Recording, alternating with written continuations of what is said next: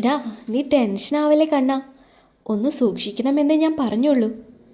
ഇടനാഴിയിലൂടെ ഫോണിൽ സംസാരിച്ച് ചിരിച്ചുകൊണ്ട് വരുന്ന റിമിയിലായിരുന്നു രണ്ടുപേരുടെയും കണ്ണുകൾ. അവൾ ഫ്രഷായിട്ട് ഡ്രസ്സെല്ലാം മാറ്റിയിരുന്നു. Okay bye. അവരുടെ തൊട്ടരികിൽ എത്തിയതിന് ശേഷമാണ് റിമി ഫോൺ കട്ട് ചെയ്തത്. ഡാഡി ആയിരുന്നു. എത്തിയിട്ട് വിളിച്ചില്ലല്ലോ, അതിൻ്റെ പരിഭവം പറയാൻ വിളിച്ചതാ.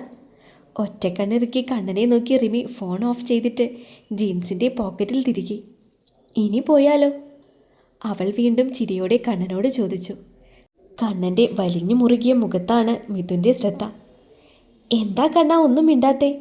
ഞാൻ പറഞ്ഞിട്ടില്ലേ പോയത്, എനിക്കൊന്ന് തൻ്റെ നാട് കാണാൻ പോകണമെന്ന്. റിമിയുടെ സ്വരത്തിൽ ഒരു അനിഷ്ടമുള്ളതുപോലെ കണ്ണന് തോന്നി.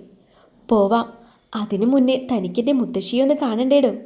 കണ്ണൻ ഉള്ളിലെ നീരസം അവൾ അറിയാതിരിക്കാൻ പരമാവധി മയത്തിലാണ് ചോദിച്ചത്. എന്തൊക്കെയാണേലും അവളിപ്പോൾ തൻ്റെ അതിഥിയാണ്, ആ മര്യാദ കാണിച്ചേ പറ്റൂ.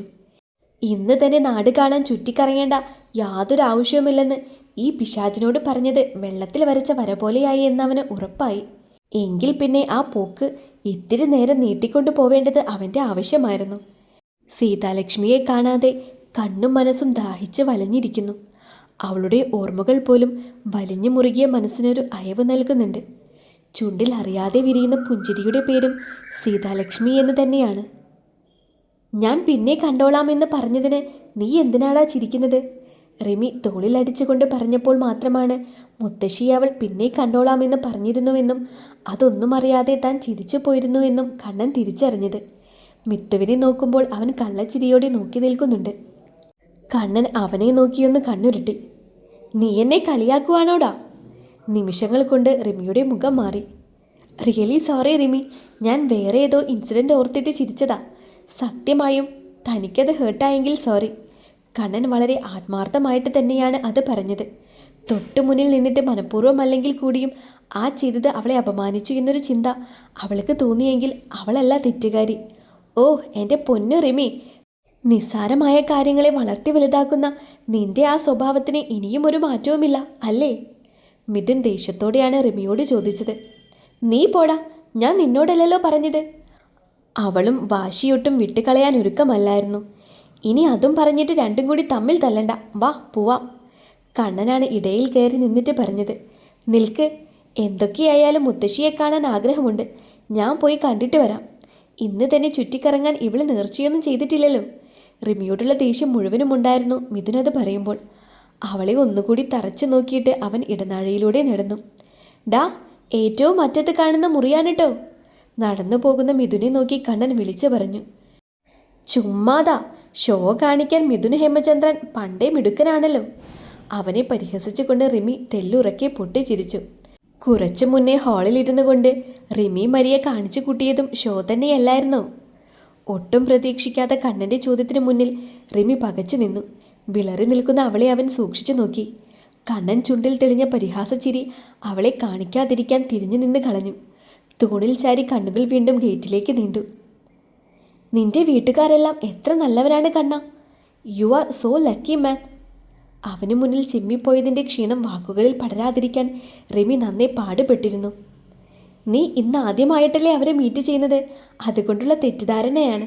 പേടിക്കണ്ട, മാറിക്കോളും. അവൻ്റെ ചുണ്ടിൽ ഒരു പുച്ഛമുണ്ടായിരുന്നു എന്നത് റിമി മനഃപൂർവ്വം കണ്ടില്ലെന്ന് നടിച്ചു.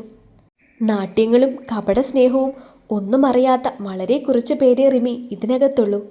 അതിലൊരാളെ കാണാനാണ് ഞാൻ നിന്നെ ക്ഷണിച്ചത്. അതാണ് നീ വേണ്ടെന്ന് പറഞ്ഞതും. കണ്ണൻ കടുപ്പത്തിൽ തന്നെ പറഞ്ഞു.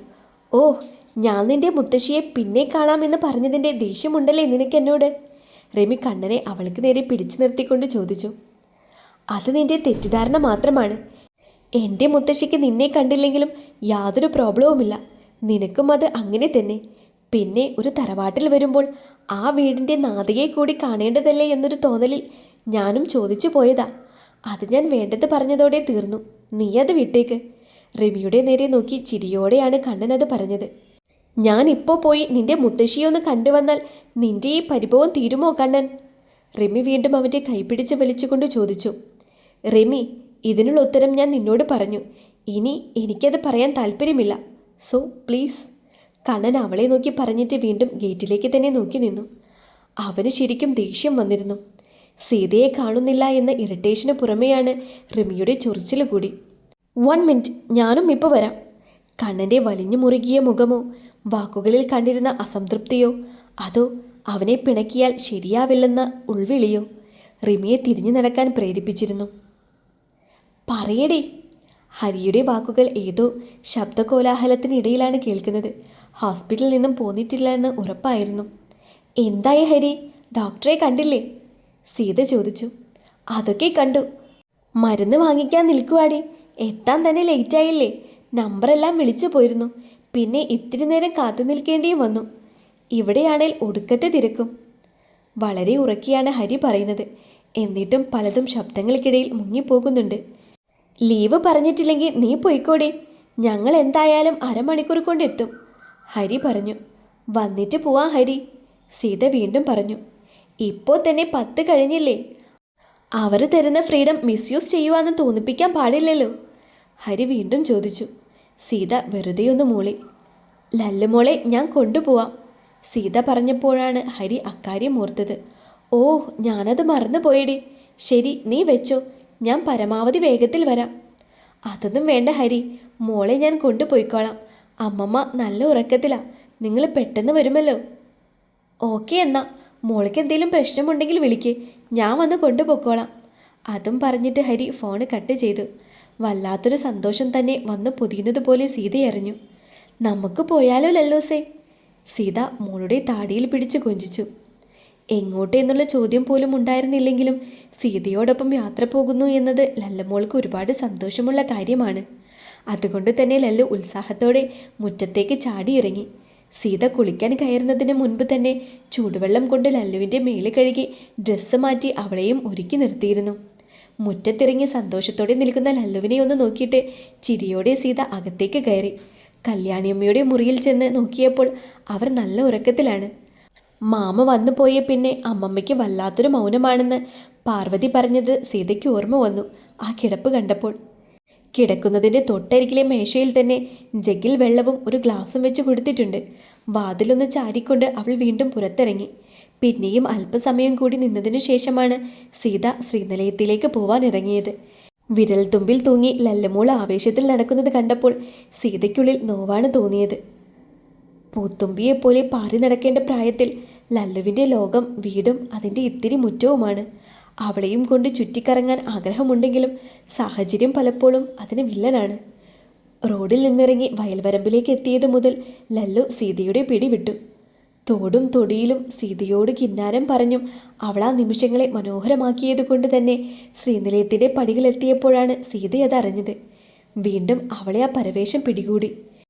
വേഗം വാ, ഞാനിവിടെ കാത്തിരിക്കുന്നു സീതാലക്ഷ്മി എന്ന വാക്കുകൾ വീണ്ടും ദേഹം മുഴുവനും വിറയൽ പടർത്തുന്നു. അവൻ്റെ ഓരോ ഓർമ്മകളും ചൊടിയിൽ പുഞ്ചിരിയായി വിടർന്നു നിൽക്കുന്നു. അന്നുവരെയും തോന്നാത്ത വിറയലാണ് കാലുകൾക്ക് പോലും. അകത്തേക്ക് കയറിയത് മുതൽ കണ്ണുകളൊട്ടും അനുസരണയില്ലാതെ ഒരുവനെ മാത്രം തേടുന്നു. ലല്ലുമോളുടെ കണ്ണുകൾക്ക് അതിശയമാണ് അവിടെയുള്ള ഓരോ കാഴ്ചകളും. സീത അവളുടെ കൈ പിടിച്ചാണ് അകത്തേക്ക് കയറിയത്. തീർച്ചയായും മുത്തശ്ശിയുടെ മുറിയിൽ അവൻ കാത്തിരിപ്പുണ്ടെന്ന് മനസ്സ് സീതയെ സമാധാനിപ്പിച്ചാണ് അകത്തേക്ക് കൊണ്ടുപോയത്. അച്ഛനെ കാണിച്ചോ കുട്ടിയെ? സീതയെ കണ്ടയുടൻ തന്നെ മുത്തശ്ശി ചോദിച്ചു. ചിരിയോടെ തലയാട്ടി കാണിച്ചുകൊണ്ടാണ് അവൾ അങ്ങോട്ട് കയറിയത്. സീതയുടെ മറവിൽ പതുങ്ങി നിന്നിരുന്ന ലല്ലുമോളെ കണ്ടപ്പോൾ നാരായണി മുത്തശ്ശിയുടെ മുഖം വിടർന്നു. ആഹാ, ആരാ ഇത്? മുത്തശ്ശിയെ കാണാൻ വന്നിരിക്കുകയാണോ? ഇങ്ങോട്ടടുത്ത് വന്നേ. നിറച്ചിരിയോടെ കൈനീട്ടുന്ന മുത്തശ്ശിയെ കണ്ടിട്ട് ലല്ലു സീതയെ നോക്കി. ചെല്ല്, സീത അവളെ നോക്കി പറഞ്ഞു. ലല്ലു പതിയെ മുത്തശ്ശിയുടെ അരികിലേക്ക് ചെന്നു. ആ കുഞ്ഞു മുഖത്ത് നിറയെ നാണമാണ്. എങ്കിലും മുത്തശ്ശി ചോദിക്കുന്നതിനെല്ലാം അവൾ മറുപടി പറയുന്നുണ്ട്. സീത പക്ഷേ അതൊന്നും ശ്രദ്ധിക്കുന്നില്ല. നീ ആരെയാ സീതയെ നോക്കുന്നത്? മുത്തശ്ശിയുടെ ചോദ്യം കേട്ടവൾ ഞെട്ടി. ഏയ് ഒന്നുമില്ല, ഞാൻ വെറുതെ. സീത വാക്കുകൾക്കായി വെപ്രാളത്തോടെ പരതി. മുത്തശ്ശി അവളുടെ ഭാവം കണ്ടിട്ട് ചിരി ഒതുക്കി. കുളിയൊക്കെ കഴിഞ്ഞു അപ്പോ? സീത മുത്തശ്ശിയെ നോക്കി. ഉവ്വ്, കണ്ണൻ സഹായിച്ചു. നീ വരാൻ വൈകുമെന്ന് അവൻ വന്നിട്ട് പറഞ്ഞു.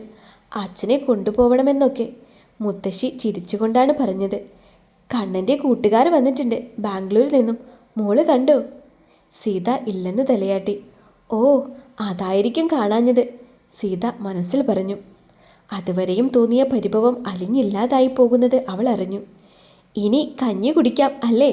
സീത വീണ്ടും മുത്തശ്ശിയോട് ചോദിച്ചു. അവരൊന്ന് തലയാട്ടി. എങ്കിൽ ഞാൻ പോയി എടുത്തിട്ട് വരാം.